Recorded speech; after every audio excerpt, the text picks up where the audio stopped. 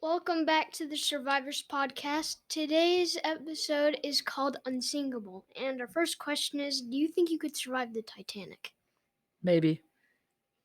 That doesn't sound too promising. What about you, Trevor? Yes, I think I could, since there are lifeboats. I don't know if I could. I don't think I could. It depends on where you are on the ship. That is true, but it is April 15th, 1912, and the Titanic has just struck an iceberg, and it was around 11:12 p.m. at night, so most people were likely to be asleep. It was also known as the biggest and safest ship in the world, so many people thought whenever it struck the iceberg it wouldn't sink. Also, it was the biggest and safest ship in the world, and no one thought it could sink. So that seems kind of weird, knowing that the Titanic actually did sink. But if you were on the Titanic at the time, do you think it could sink whenever it struck the iceberg? Probably. What about you, Grant? Well, if I saw the Titanic, had struck the iceberg, I probably would have taken all the safety precautions needed to survive the Titanic. Have you ever been on a cruise? I have not. Have you? Yes. And so, what's it called? Like one of the first days you get on, everyone on the ship goes to like a big room, and they talk about like the safety procedures and like the lifeboats and stuff. And then they set like off an alarm to say if something were to happen, then like go get in the lifeboats, and not the lifeboats, but like the ships around it. And for the people on the Titanic, whenever the Titanic struck the iceberg, knowing escape route is probably a key important thing. What were the safety precautions?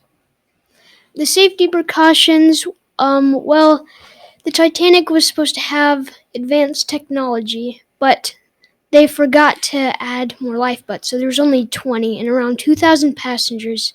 And some of the lifeboats were collapsible, so they could easily just break. So I wonder what the world thought after that happened. well, never boat probably was the same after that, because all the boats after that usually had more lifeboats and more safety precautions due to the Titanic sinking.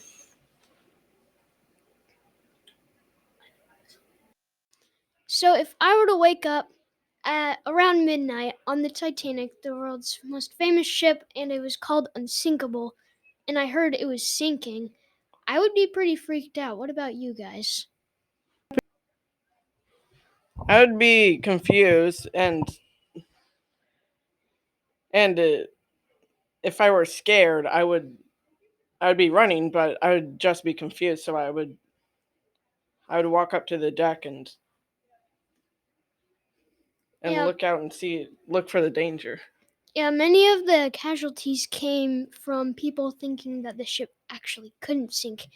And also, whenever it started to, some people just weren't able to think, so they just jumped off the boat. And some of them survived by clinging on to wreckage from the ship, but most died in the Titanic when it went down. How cool do you think the water was? At least pretty cold because it's somewhere in the Arctic Circle, and it was below freezing. So There was this one man. There was this one man who drank around 2 to 3 bottles of whiskey, and and that and that helped them stay a little warmer in the icy cold water, just for the other ships to arrive to save them.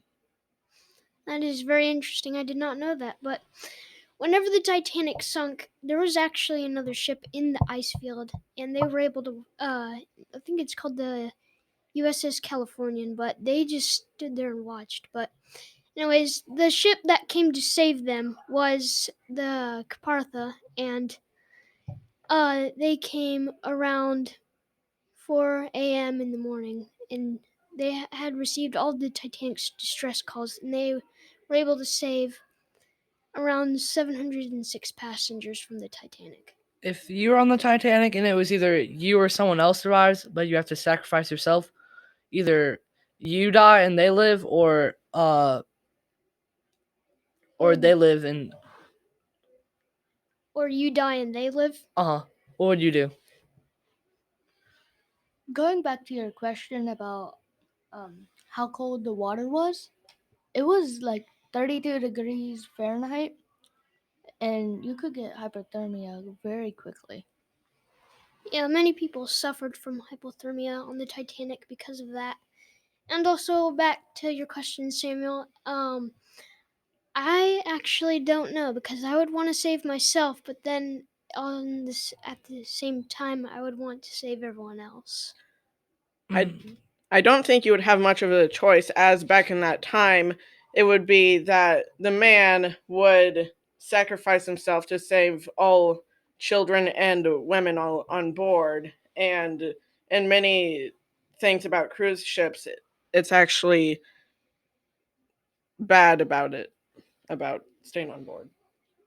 And well, this has been the recording of the survivors of the Titanic, and we will see you next time.